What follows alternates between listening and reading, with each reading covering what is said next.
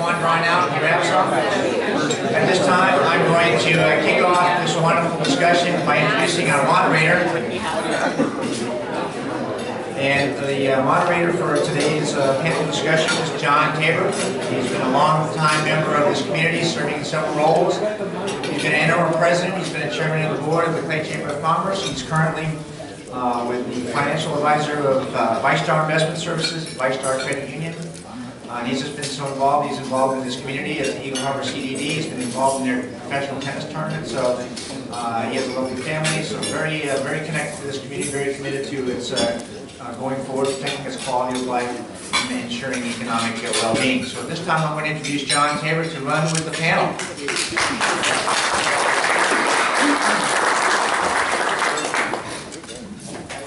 Boston and bumming that the girls lost the national championship game. Yeah, but the men, BC men, are in the Frozen Four next week. So playing Quinnipiac. Anybody know where Quinnipiac is? They say something else. It's in Connecticut. They're ranked #1 in the country, by the way. Anyway, we won't get started on college hockey. We won't talk about the Bruins right now. Good afternoon, everyone. Thank you so much. Thank you, Doug, for the introduction. I'd like to bring up our panel. If you would, I think they've all finished eating, so it's my pleasure to introduce them. I'll let them actually introduce themselves and tell you a little bit about themselves. But Ann Shortell is the Executive Director of St. Johns River Water Management District. Tom Morris is the Executive Director of our own Clay County Utility Authority. Jimmy Orth is the Executive Director of the St. Johns Water Riverkeeper. And Stephen Lonnell is Director of the Office of Agricultural Water Policy at the Florida Department of Agriculture.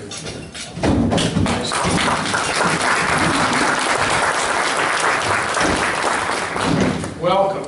So to start us off, what we'd like to have you do is just take a minute or two and let us know a little bit about your background, what you bring to this discussion, and then I think just briefly tell us in your role what do you do, or what role do you play in the development and implementation of water policy? So the audience can tell you a little bit where are you coming from, what's your background, and what is the role of you and your agency in this discussion. So let's start the ladies first. Ann, would you like to start us off? Sure. This working for everybody? Okay, my name is Ann Shortell, and the majority of my professional career is actually in the private sector as a consultant. I'm a professional limnologist, which doesn't study limbs. It actually has to do with protection and use of our surface waters primarily, so lakes and rivers and the like. So I'm a scientist by training and now more of an administrator. I moved into the public sector, let's see, several years ago, 5 years ago maybe, as the director of the Office of Water Policy at DEP. I learned more in that position in 1 year than I shared with anybody. I was on a pretty steep learning curve. I loved the job.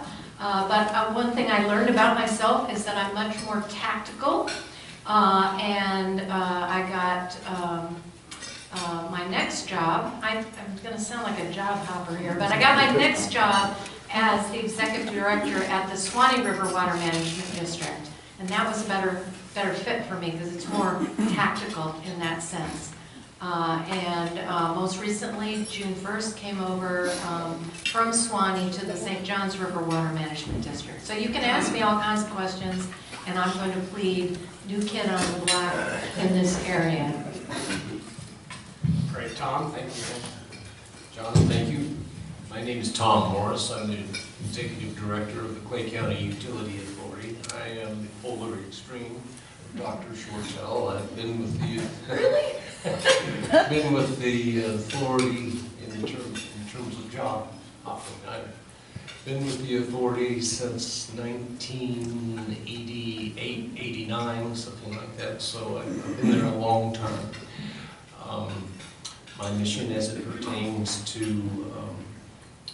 our water supply is to ensure that we serve our customers. We are in a position to serve our customers, both obviously in the present and well into the future. We have a very, very long, very wide planning window. We have to be thinking 20 years ahead. And in that sense, we had some concerns about our existing supply, and we're going to talk about that, I'm sure, in a lot more detail. Most recently received an MBA from the University of North Florida. I'm an administrative finance type fellow, and I don't think that leaves any stone unturned. Great. Jimmy? Yeah, I'm Jimmy Orth. I'm Executive Director of St. John's River Keeper, and I was born and raised in Jacksonville, spent a lot of time on the St. John's River. Actually, an undergraduate degree is from Florida State in marketing, so I have a business background, and when I graduated, my father and I had a small business for about a decade doing insurance restoration. And my passion, really, in my spare time, was with environmental advocacy. So I went back to school and got a master's from UNF in public administration. And this job happened to open up at just the right time when I got done with that degree. And I went to work for St. John's River Keeper in 2004. Been the executive director ever since. My role is really, I wish it was this simple. I'm kind of the business side of the organization. Lisa Reineman, who you may have seen, is the St. John's River Keeper. It's her title, and she is actually more responsible for being the face of the organization, working with Ann and some of these other folks, being there at the agencies, trying to influence good policy. So we're really an advocacy group. Our role is to influence good policy, but also to hold the agencies accountable, to hold industries accountable, make sure that they're following the law and permit. And then in cases where we have to get involved, is push a little bit, which we've done. Some of you have been on the other side of that in this room, I know.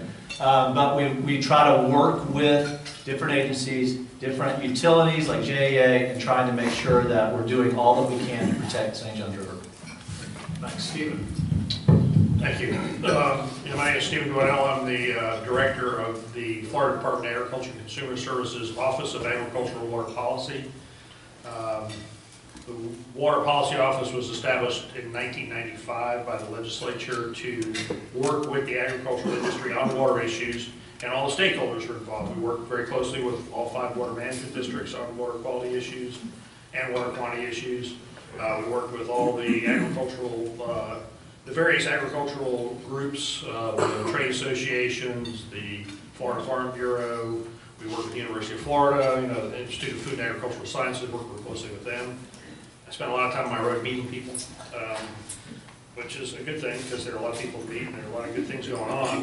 In terms of background, I've been with the department since 1997 in a regulatory role on the regulatory division that regulated structural pest control, mosquito control, fertilizer production, commercial feed production, and pesticides. Academic background in marine biology and entomology, but I've been a bureaucrat since 1997, unfortunately. And willing to admit. And willing to admit it. And, I was warned, but I didn't take the warning. But the office does a really good job, and we work. We have a really good staff, and we do some really good work. We're responsible for developing and implementing best management practices to protect water quality in agricultural production.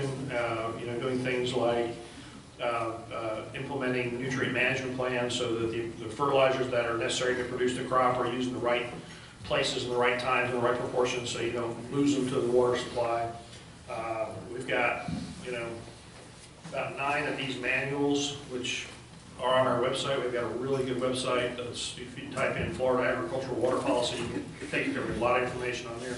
We also are responsible for providing projections of agricultural water demand on a 20-year time frame. We have a process in place and staff that do that, and we provide that information to the water management districts for them to use in their planning.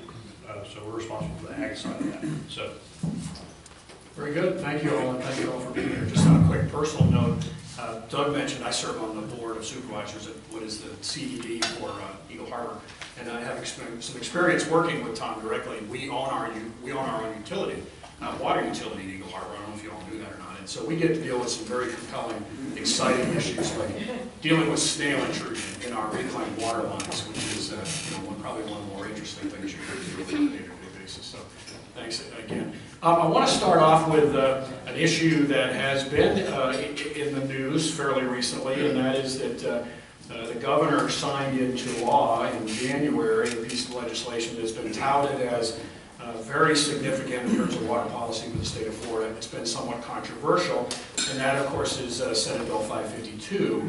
So maybe if you could tell us and break that down a little bit, what does that mean for us? What are the implications? What does it mean for your agency? And then maybe more importantly, what does it mean to the business leaders and citizens of our community? And go ahead and start on that.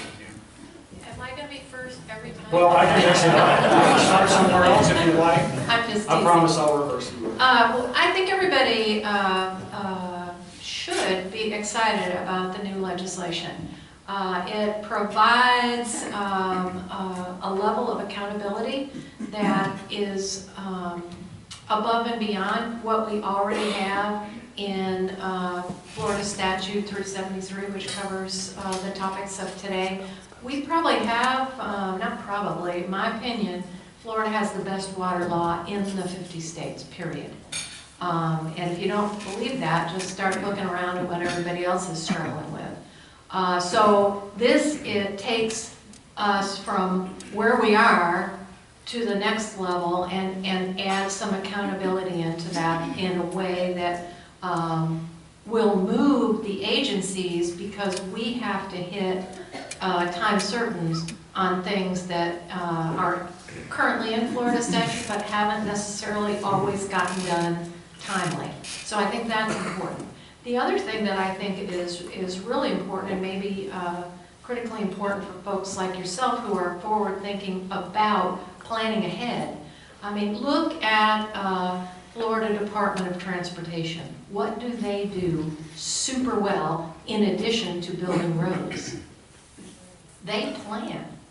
They plan kind of to the nth degree. In Florida statutes already, we plan, the water management districts and the state plan on a 20-year planning horizon, but we have not gone to the extent of planning from a plan, engineer, design, and then build standpoint that you see present in DOT.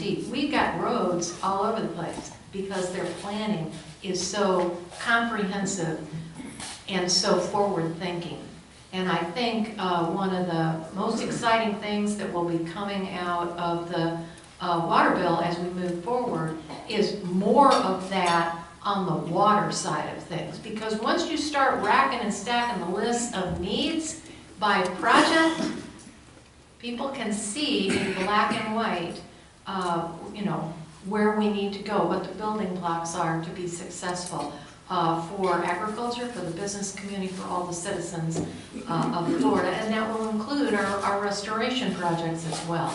So I think that's exciting. Not everyone is as enthusiastic as I am, but I'm an optimist.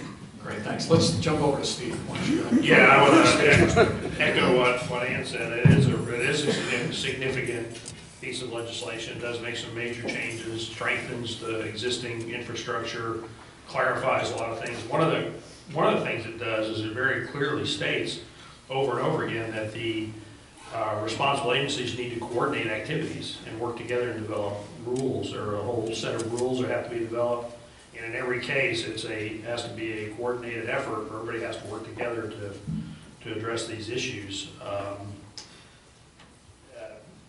don't know what else to add, but I mean it's a good thing, and it is controversial. It has been controversial, mostly because I think some people are misrepresented what it does.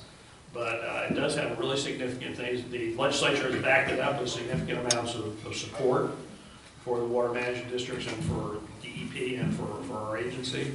The legislature's taken it seriously. The system that's in place, has been in place and is being refined is complicated, and it takes a while to explain it. We can't do it necessarily in a little bit, but there's a lot of information on all the water management websites. There's information on our website. There's information on DEP's website. I guess the short version is there's an infrastructure in the state of Florida for looking at water supply projections and water quality protection that's, robust. And the problem is, from the public's perception, I think, is that you can't do it overnight. These problems have been developing for a long time. We've made a lot of progress. There's a long way to go. But they're not things that are going to be solved in, one season or 1 year. These are, like Ann was saying, these are long-term plans that have to be developed and implemented over a long period of time, and they will have an impact. But you sort of have to stay the course, too. Jimmy? Yeah, and we were a part of a group, the Florida Conservation Coalition, a group of about 30 different environmental, conservation, and civic organizations throughout the state that were actually opposed to the plan. There was some things that were actually, moved the ball forward, but it didn't move it at the pace that we need to stay on top of a lot of these issues. As we can see by what's happening in the Indian River Lagoon, and if you're not aware of it, I'd encourage you to search online and take a look at some of the horrific pictures of the fish kills that are taking place in that lagoon. That some of these incremental changes are not going to move the ball fast enough down the road to resolve some of these problems in the time frame in which we need to resolve them. It also, in some cases, it actually is it sets us back in some ways. This legislation, for instance, this helped make it easier, I think, for water withdrawals to proceed from the St. Johns River, which we're adamantly opposed to water withdrawals and support water conservation and other measures as opposed to these alternative water supply sources. It also opened the door, in our opinion, to interbasin transfers of water, so that it could actually be water in another water management district could actually be used in an adjacent district. We are not for this interbasin transfer of water. I think, so that's just a couple of examples. I know we want to move on to other topics, but that's a huge, massive bill, and we could sit here and nitpick the whole thing all day, but I think the bottom line is that we didn't think that it did enough, and in some cases it actually set us back. Tom, thanks, Jimmy. John, the bill from everyone here, from our perspective, really won't have that much impact on us because we have been planning in a very long horizon for about as long as we've been around. We cited an example. We have a residential use of reclaimed water system that has 12,000 active customers in it. No one told us to do this. There were no regulations that said you had to do this, but we could see that it was the prudent and responsible thing to do. It also was the most economical alternative to utilize a resource. And that's a little bit different way of thinking. You want to consider reclaimed water something that needs to be disposed of, as opposed to a resource that can be used for a beneficial use. So this is really nothing new to us. We've been doing it for quite some time and continue to do so. Great, thanks, Tom. I think it's pretty clear. We could spend the rest of the afternoon probably talking about this subject. If this issue is important to you or your business, clearly there's resources that are out there, and I would encourage you. It's a long bill, and I would encourage you to look into the details of what that may mean for you. Certainly, any time you talk about planning or predictability, those are good things generally for business and communities. Let me kind of raise a broader question now, and you guys can take this wherever you want to, but we heard a little bit of a statistic earlier, and I'll kind of give you the premise that we're looking at something like a 28% increase in demand for water and water usage by 2030. Something like on the order of 9 billion gallons a day in the state of Florida. And I guess what I would ask each of you to talk about is, it's a huge number. And what does that mean for you? What challenge does that scenario present to your agency? And what are you all doing to focus on, the potential demand there? Go ahead, Steve. I'll start this one off.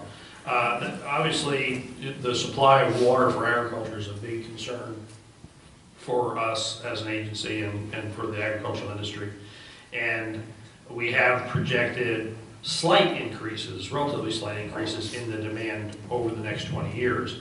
The amount of the increases that you're talking about are, agriculture is just a small part of it. There are projected increases in demand, but what we're doing, we're very active in working on increasing the efficient use of irrigated water, and coming up with improvements in the irrigation systems themselves. We have cost share programs where we work with ag producers to implement better irrigation systems, implement electronic soil moisture sensor systems that are automated and tied into weather stations so that the growers are using the water when they need it and they're not overwatering. A big difference between an agricultural water user and a utility per se is that the cost to the producer is direct. So if you're an ag producer, your water use is an input cost, and you have all kinds of incentives to minimize that input cost. Our job is to help growers implement the technologies that can do that efficiently, and we're just basically at the beginning of that process, especially with the soil moisture center. We only have about 10% of the acres with that kind of system installed, and we think that over the next 20 years, as these systems get better and they get more widely implemented, we'll see some big increases in efficiency of the use of water. At the same time, what's happening in agriculture in Florida is that there's a shift to higher and higher value crops because the land values go up. The growers, in order to get a return on investment, have to intensify their agriculture, which means if they're not irrigated now, they will have to irrigate in the future in order to maintain the production they need. So you see shift to like nursery production or to high value vegetable or fruits as moving away from other uses. And then I'm trying to figure out a way to bring this in, but I'm going to bring it in anyway because I'm not that nimble. But it's important in any planning effort on a regional basis or a county basis to recognize the importance of agriculture, both to the economy and to the community, but also as a water resource issue. Land that is maintained in agriculture provides a whole range of benefits for water quality and water quantity. If the land is converted to other uses, it's more difficult, in my opinion, and we can have arguments about this, it's more difficult to manage water quantity and water quality if it's broken up into smaller parcels or if it's converted to residential use or some other use. So it's important to make a combination for agriculture and to have programs in place that help agriculture survive, because agriculture is under economic pressures like any other business. And a lot of times the margins in agriculture are so narrow that it's easy for them to fail. I just had last evening I was with the Florida strawberry growers. They had a terrible season. They had great production, but the prices were real low. And one of the growers made the comment, well, you really don't need to worry about this because we're not going to be here next year. So, that's the kind of pessimism. The same thing's happening with citrus right now. They're under severe pressure from disease, citrus greening. The folks that are surviving are having to do all kinds of management methods they never dreamed of doing 10 years ago. So there's a lot of pressure on agriculture, and it's important to support agriculture and make accommodation to maintain agricultural land in production for a whole range of reasons, including water quantity and water quality. Sure. Jimmy? Yeah, I think when we're looking at forecasting and modeling the future and what projected water use is going to be, I think one of the things that's critical then is that we do a good job of projecting what those numbers are actually going to be. And I think one of the things that we've taken issue with, for instance, with the Water Management District, is that a good example is there was a Central Florida Water Initiative where they have a plan that they came up with for Central Florida. And looking at what are their water needs going to be in the future and how are we going to meet those needs. Well, in that plan, the 2014 actual water use in Central Florida was 694 million gallons a day. 2014. They began forecasting in 2015, their plan started at 850 million gallons a day. So they jumped up from 695 to 850 and then used a per capita number of 167 gallons of water per day, per person, to project out for up until 2035. Well, what that does is, well, first of all, in 2014, the per capita was 143. It had been going down for several years. So you're using a number that is 24 gallons per person higher than you started with, and you're using that same number out to 2035. So what it's done is it's created a deficit, a water deficit, that is artificially high. It's not accurate.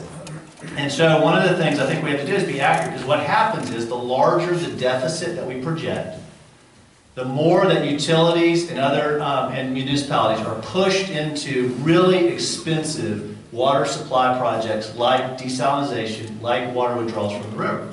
And it makes water conservation less attractive, because it says, wow, we've got this huge deficit that we have to make up, and we're not going to get it done with water conservation. You hear it all the time. Oh, we love water conservation. Yeah, we're all for it. But, there's always a but. It won't get us where we need to go. And I think that's the key, is that we have to be accurate. These projections, and that's happening throughout the state. We're doing the same thing, where we're putting forth a projected number that is completely inaccurate. It's not based on reality, and it's forcing us as a state to spend potentially billions and billions of dollars, where those dollars could be used more effectively and more efficiently for water conservation and other programs that are much more sustainable. So Ann, you got called out on that. Yes, I did. But first, let's just clarify, did the Riverkeeper just say that there isn't going to be a water deficit here or anywhere in the state? I hear you say No, I didn't say that. Oh, okay, just clarify. You have an unrealistically high deficit in your projections that make that deficit so much bigger than what's going to potentially realistically take place, that it pushes utilities and municipalities into these expensive engineering projects like the water withdrawal projects like desal, as opposed to focusing our energy on water conservation, which could meet a much smaller deficit, but we're not going to pursue that if we have this unrealistic number. And I've never really understood why you would have a number, though, that it's not based on real data. Well, it is based on real data, and we follow Florida statute. So if you have an issue with that, we'd be happy to talk to you about it, but the numbers are what the numbers are. We do agree collectively, because Central Florida Water Initiative was 3 water management districts in addition to the state and all of our stakeholders, that we have work to do in Central Florida just like we do in most of the rest of the state, and that because of the complicated logistics of getting 3 water management districts to come together under the Florida statutes in a way that had never been done before. I think what you are correct about is it took longer than any of us would have hoped to get that plan in place. Now, let's be a little more correct about what that means. A plan is exactly that. It's a roadmap. A roadmap doesn't force anybody, a utility or anyone else, to build anything. And the last thing that any of the water management districts would do is force a utility to build stranded assets. Would you agree with that, Tom? Yes, I do. Well, I think that's a fair point, Ann, but I think the bottom line is that it's not just a plan. I think that's the thing we always hear is, oh, it's just a plan. This plan can change. And it's true that plans do change, but once it's in the plan, one of the things that is a key element of a water supply plan is that once it is ratified by the legislature, that plan, with all those projects that are included in the plan, those plans have been determined to meet the public interest test. It's a huge hurdle. So when you go, and if anybody wants to challenge a permit for one of those projects, they do not have to prove that this project is in the public interest, because it's in the plan. And so this plan holds a lot of power and weight. And it also makes those projects that are in there available for state funding, which is obviously something that all utilities and municipalities are interested in, is helping to support financially these expensive projects. So I think that it's not, I think we hear that frequently, and this is where we disagree, is that it kind of dismisses this plan as, oh, it's just this little, powerless plan. Well, it's a very powerful document. I didn't say it was little, it's over 1,000 Well, I'm not saying pages. little, but it doesn't have that much power, and I think that's the problem. It's a plan and it's important. Any water supply plan is important. And what you all need to know is that this area is part of the next regional water supply plan that will be coming out jointly. North Florida Regional Water Supply Partnership includes all of our counties up here in the northern area and over into Suwannee. That is being drafted now. I think that perhaps everyone at this table will agree that our numbers, that our projections, admittedly, when you're trying to use a crystal ball and look into the future, those numbers are based on sound science but are not perfect because it's predicting the future. Those numbers are refreshed every 5 years. That's by Florida statute. We do this because that planning cycle needs to be as accurate as possible to ensure that municipalities, utilities, and others are not being asked to build infrastructure that's not needed before it's needed. But hopefully everyone in this room can agree that the need is becoming manifest here and elsewhere. So the North Florida Regional Water Supply Partnership, that's the next plan. That's the one that involves you all. That includes, we believe, and our stakeholders believe, a significant emphasis on water conservation. I don't think, I do not disagree with you on that emphasis in the least, along with diversification of our source waters so that we are sustainable and resilient into the future. And I suspect whether you're an environmentalist, a business person, a utility, every person in this room would share those goals. That's why we do these plans, and they are important, and yours is coming. It's going to be available for, out in a draft form for public comment by the end of this summer. Hopefully you're already hearing about it and becoming involved, and if any of you would like to get more involved and get more information, please contact me. I'd appreciate that. Tom, your thoughts on this? Excuse me. John, whether we use X or Y to project future demand is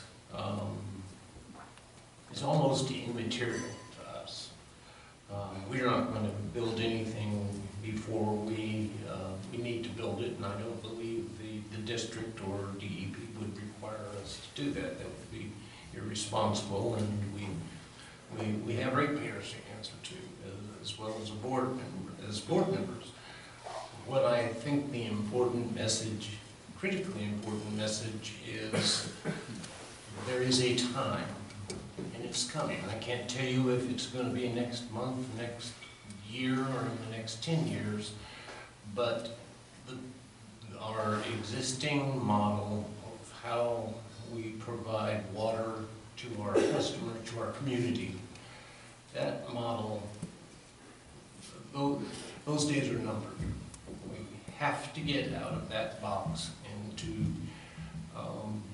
radically change the way we provide water to our, radically change how we satisfy the need of this growing population. We do expect it to grow. We expect it to grow significantly. The Outer Beltway will be a major factor in our growth, and that's exactly what we're anticipating. We see the low-lying, low-hanging fruit is conservation, and I'm sure we'll probably talk about that in some detail in a moment, but it's something we've worked very hard on, but we've also worked hard on using the outer, the Beltway, and nature's gift of 153 inches per year of rainfall. we would like to and have proposed and discussed with Ann and her staff about creating a series of stormwater mines that would collect the water that runs off that enormous surface area. We've got 46, 47 different sites identified for doing just that. These are the kinds, and we're also looking at a number of other alternatives and projects, things I wouldn't like to get into yet because we haven't passed the proof of concept phase yet. But I think the important take-home message is conservation is number one. That will buy us time. Number two, we've got to get out of our box and find alternative, sustainable sources of drinking water. Well, very good. I take a little bit of something away from this. I know folks in the audience are much more educated about this than I am, but anybody who's worked with FDOT, and I think Ann talked about the transportation planning method, it certainly seems to be that there's a lot of similarity here, maybe even SB 552 has outlined some of that. So I think regardless of where you think your projections are going, probably having a predictable plan and having opportunities for public involvement, public input into not only what do the projections look like, but also what are those plans that are an outgrowth of that. I think those are going to be very important. I think it's instructive to us, again, as residents and business leaders and business owners, to be aware of those issues. You all have raised a couple different things, and we have a limited amount of time, but I'd like to, in the next round, just see where you want to go with this. And there's sort of three things, and I think they're all related. Tom touched on technology and conservation. I think there's a lot of interest in the room about how we reconcile, I think Stephen brought it up, agricultural versus commercial or residential uses. And what kind of unique pressures do development place on the things that you're doing. And again, there's a lot there, but they're all kind of interconnected, and I'd like each one of you just have an opportunity to maybe expound a little bit more thought on those areas, because they're all tied in. Tom, you want to start? Sure. Conservation, we recognized about 10 years ago as I mentioned earlier, it's certainly the low-lying fruit. It buys us time to identify and develop alternative sources. Since December of 2010, we've adopted an inclining block rate structure. Everybody's pretty familiar with that. I'm sure the more you use, the more you pay. We serve right now about 68% of the estimated population of Clay County. And we have had, in my mind anyway, extraordinarily good success with this program. The first tier, and the tiers are in 6,000 gallon increments, 1 through 3, 4 is anything over tier 3. It's really remarkable to me that 69%, that's 69% of our customers use no more than that first tier average. That works out to be about 3,300 gallons per month per household. That's really not that much water, and it's a big piece of the population. Second tier is 24%. So we're right in the neighborhood of 92% of the people we serve are right at the median point in that block rate. There's only right around 8% that are up in tier 3 and tier 4 sectors. So just the economic incentive to reduce and hopefully eliminate the wasteful use of water, I think has had a very, very significant impact. That impact is so far this year at about 24%. That's a big number. We also have a very proactive approach in reaching out to customers who are using more water than their peers. We collect 55,000 meter readings every single hour of the day, 24 hours a day. That in and of itself is a story, but we use those data to examine and look for patterns that suggest there's leaks, either a tier 1 customer or a tier 4 customer, it doesn't matter. If your water hasn't turned off for 3 days, 3 consecutive days of usage, that's a pretty good clue that you've got a leak. Well, we don't, under the old model, your first notice of a leak would be you open up your bill and you get sticker shock. And it's inevitably little old lady that reminds you of your grandma who's on a fixed income and she has a $500 water bill, all because the toilet is leaking. And we knew we could do better.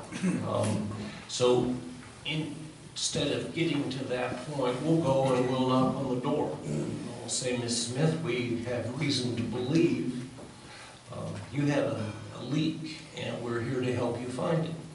And that program has been very, very effective. We've made since December of last year a total of about 3,200 visits to various properties.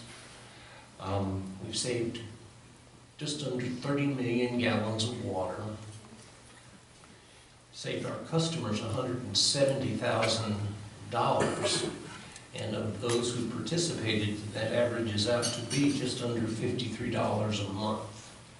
And that's the proactive aspect that I'm talking about. We're trying to get ahead of the curve and not let that little old lady get the $500 bill. And we've had very, very good response from our customers. They appreciate it, and of course, we've helped protect resource. Great, Tom, thank you very much. That's an awesome service you're providing there. Stephen, let me come back to you, because you talked about technology early on, and this question of, ag demands versus commercial demands and the pressures of development put on what you all are doing. What are you doing to reconcile some of those competing interests? Well, like I said before, what we're trying to do is help ag producers implement the technology that will allow them to use water most efficiently. And there are a number of different technologies. The one we're working on a lot right now is the soil moisture sensor technology, essentially an electronic probe that gets placed in the field, in the root zone, provides a smartphone readout to the grower. It shows them exactly what the soil moisture is in the root zone and what the irrigation demand is over time. More sophisticated growers have actually already, some here in the St. John's Water Management District actually have it hooked up so they can actually turn on and off their irrigation systems with their phone. So they look at it, it's rained, they have a scheduled irrigation, they stop the scheduled irrigation. On a center pivot system, if you save one irrigation, you save 2 million gallons of water. So, it pays for itself very quickly. Like I said, we only have about 10% of the acreage of that installed right now. We're working aggressively to get that number up. We have a lot of projects underway. We have the legislature's given us money to cost share that with the growers so we can pay for a good part of it. And so the sort of a sign of the success, the growers that have had it have gone on their own now and started buying the systems themselves and putting them on an additional acreage. So we're working on that. There's also changes in the irrigation systems themselves. The strawberry growers have gone, in the last 4 years, have gone from overhead irrigation to drip irrigation, which saves them a lot of water and a lot of energy to pump water. It also reduces leaching of nutrients because they can meter the fertilizer into the plant at the amount it needs at the time it's grown instead of having to land apply it and hope it's still there at the end of the season. So there's a lot of things that are going on, and we are working with universities to come up, there are always new ideas, then we have money that we use to sponsor research and demonstration projects, so, there's a lot of technological things that can be done to improve irrigation efficiency, and we're gonna keep doing that, we're gonna continue to do that, and I think over time, we'll start to see some of the impacts of that. In terms of the impact of development on agricultural water use, thankfully, agricultural water use is protected through the consumptive use permit system, and there are actually some provisions in the law that prevent losing that permitted use if they do conservation, because it kind of becomes a disincentive to do conservation if you're going to lose your ability to use the water.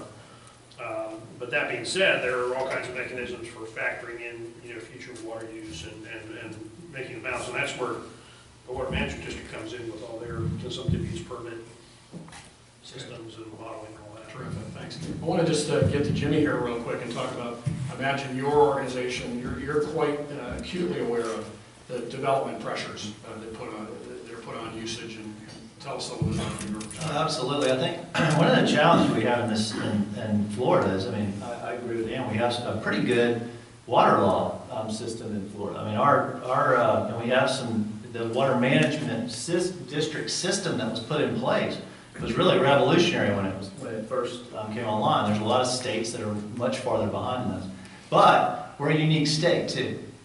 We're a state that historically was pretty much mostly swamplands and wetlands that we've developed, filled, and so we have hydrologically a lot of challenges that other states don't have, and it's very attractive states. We have all these people moving into the state, and a lot of times in very sensitive areas. So protecting our water supply is going to be extremely challenging moving forward, and I think these competing interests, and when you have development that comes in, we're going to have to at some point get pretty serious in this state about regulating growth, and what we've been seeing in the last several years is we've seen actually loosening up on those regulations. The Growth Management Agency in Tallahassee was essentially gutted several years ago. We don't really have a DRI process anymore, so that we have regional oversight. And what we're doing is we haven't learned the lessons, I think, of when we had the last building boom. We're making it in some ways easier to develop, and everybody needs water, obviously, for those developments. I'll give you one example, is the St. Johns River watershed. It's massive, of course. And near the headwaters of the St. Johns, Deseret Ranch, which has been an agricultural operation for a number of years, they want to go in and build what's called Deseret Ranch by 2080, they want to have they're projecting 500,000 people. This is an agriculture area near the headwaters of the St. Johns. They're projecting 500,000, that's the size of 2 Orlandos. You're dropping into the headwaters of the St. Johns. And they're going to need a lot of water. So, for instance, one of the challenges is they want to create a big reservoir. There's been discussions and proposals by Deseret to actually dam 2 tributaries to create a reservoir, 2 tributaries that will flow into the St. Johns and create a reservoir to capture water to help supply this new development. Those are the kind of things that we're faced with. There's still tremendous pressure for people to move here. Growth is expanding throughout the watershed, and one of the problems is we haven't gotten a handle on the existing problems. When you look at the pollution problems, yes, we're making some progress. I acknowledge the progress. I think we've done some great things in some areas. We've done some great things in conservation. But we're threatening our aquifer and we're threatening our surface waters. We haven't gotten a handle on those problems now, and now we've got this projected growth, and it's going to potentially make the situation much worse. And I think one of the challenges that we also have is looking at everything holistically. There's a lot of agencies, and a lot of those agencies do good work, and there's a lot of good people that work in those agencies.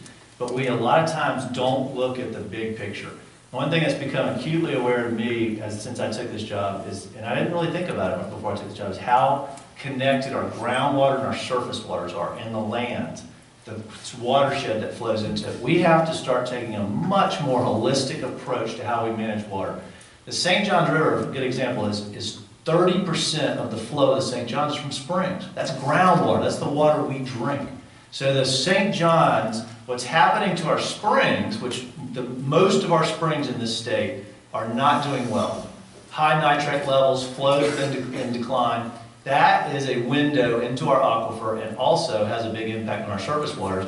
And then all the development that happens is also going to just add further problems as we develop more wetlands, have more stormwater runoff. And so that's one of the challenges, is bringing all these agencies together and bringing all the citizens together and really looking at these problems that we have holistically, not just patting ourselves on the back as we make maybe incremental changes, or even in some cases where we make big changes moving forward, but to really say, you know what, if we really want to tackle this and be a sustainable state, we're going to have to get really serious about some of these problems and implementing sometimes some hard decisions and hard choices, regulating some of the water use more effectively, regulating growth, but then also doing things like pricing water. I think that's going to come down the line, and you're starting to see more business leaders are getting on board with that. I've had a lot of conversations with Preston Haskell of Haskell Company, who he's a big advocate for let's let the market regulate water. We're not paying for water essentially. Our water is essentially free. We're paying for the transmission of that water. And we've got to start paying. And so there's a lot of hard decisions down the road that we're going to have to all accept and say, hey, we can't continue to give away water, can't continue to give it to everybody that comes asking for it. And we're going to have to start, I think, limiting those uses. And when it comes to competing interests, I think, too, there's also going to be some hard decisions down the road about what is in the public interest, what is the best and highest use of that water.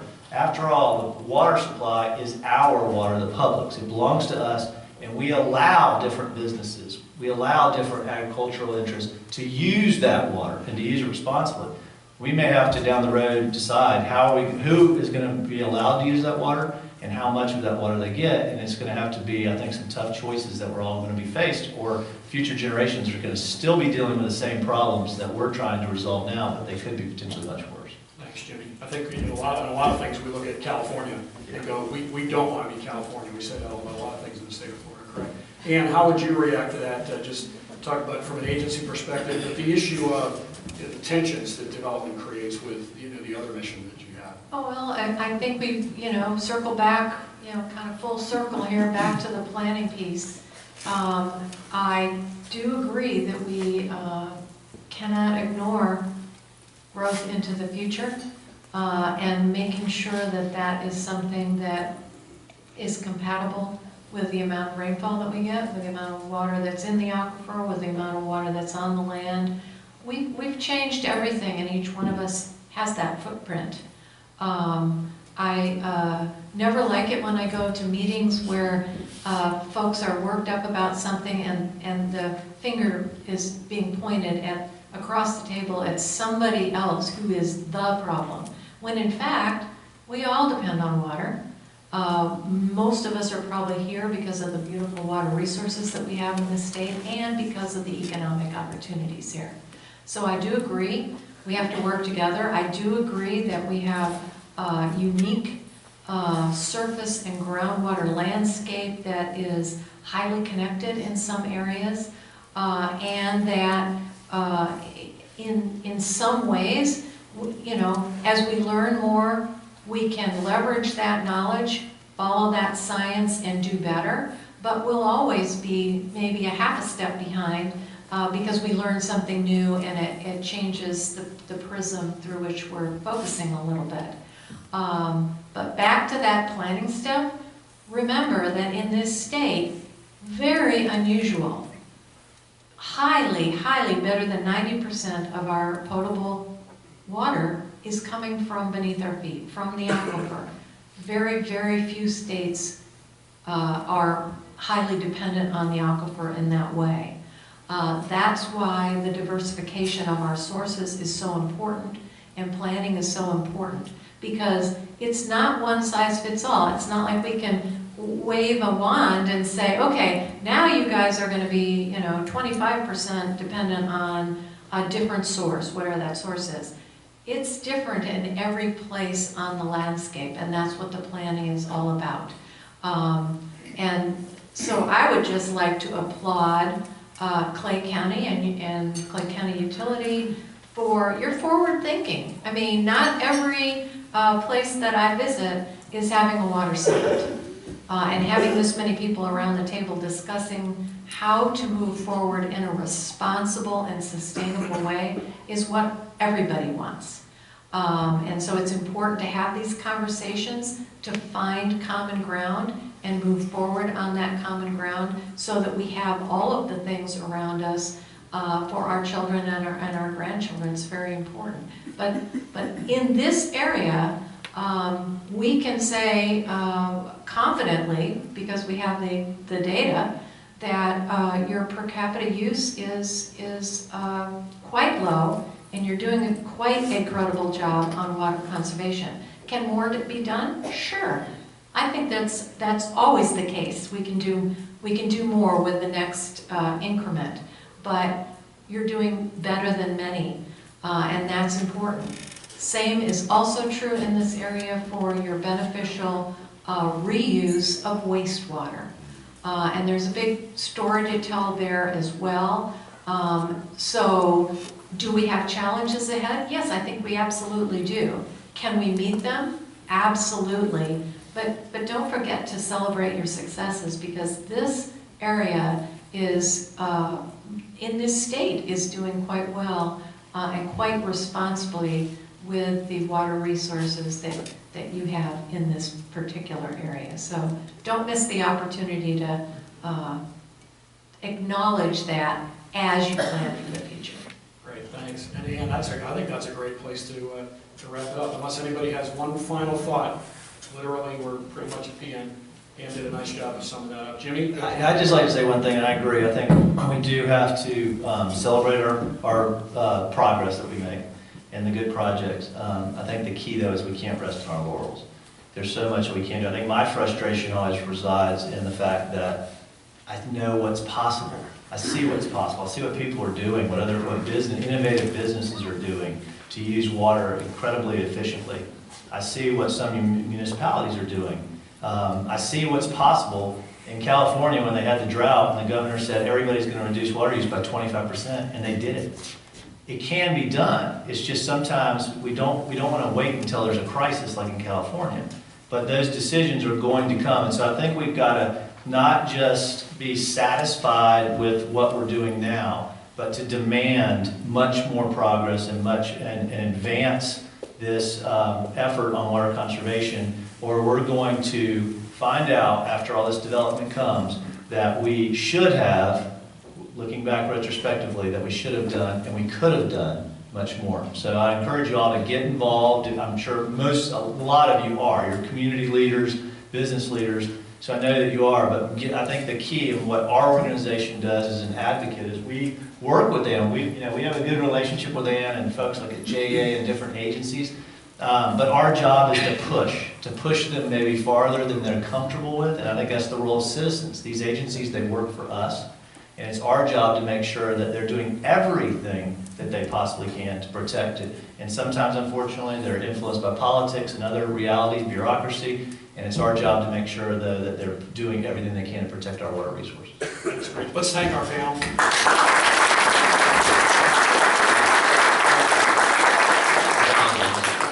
If I may, I just have one brief one. I did go to the Travis Cummings School of Dressing. I would like to bring the fact to everyone's attention that we, as of this year, will no longer be discharging to the St. Johns River, a community of about 137,000 people. I'd like to... That's a big deal. That's a big deal.